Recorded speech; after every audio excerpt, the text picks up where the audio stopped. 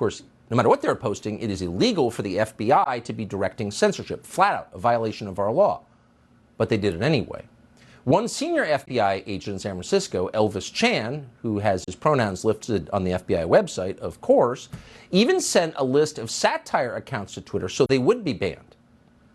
Now, you might recall that DOJ is prosecuting a man called Douglas Mackey for the crime of posting memes that offended Hillary Clinton. For doing that, he faces up to 10 years in prison. Virtually no one has covered that story, but it's real.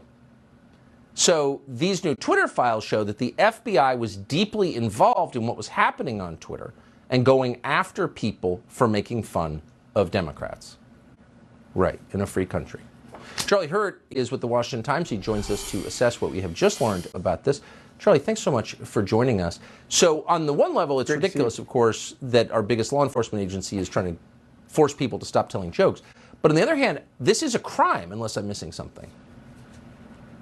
Oh, absolutely. No doubt about it. It's a clear violation of the First Amendment.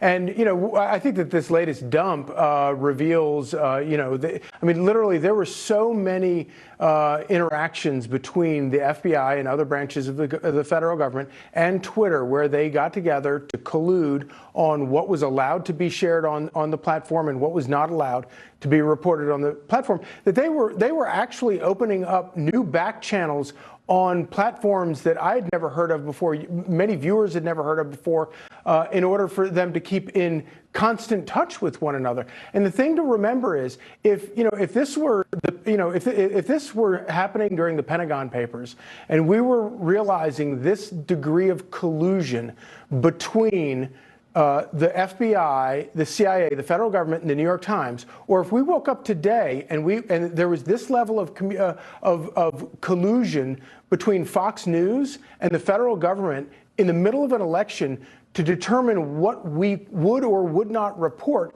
there would rightly be an outcry like we've never seen before.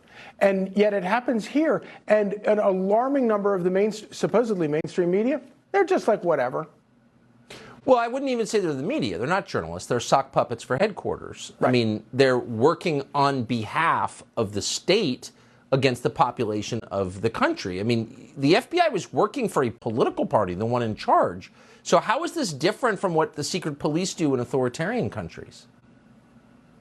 Absolutely not different at all. And, you know, what's kind of amusing here is as soon as Elon Musk starts kicking journalists off of Twitter for doxing him, they start squealing like stuck pigs. Of course, these same people never said a word, not a peep out of them, when the government, in collusion with Twitter, began silencing doctors and scientists at the height of a pandemic. Not a word from these people. And so the idea that we're in a business where we're supposed to be the protectors of the First Amendment, you're on your own, man. These people are not protecting the First Amendment for anyone but themselves and for the most powerful government on the planet. Yeah, they're literally FBI informants posing as journalists, and they should be called that, I think. Charlie Hurt, great to see you tonight. Thank you for the clarity on that. Great to see you.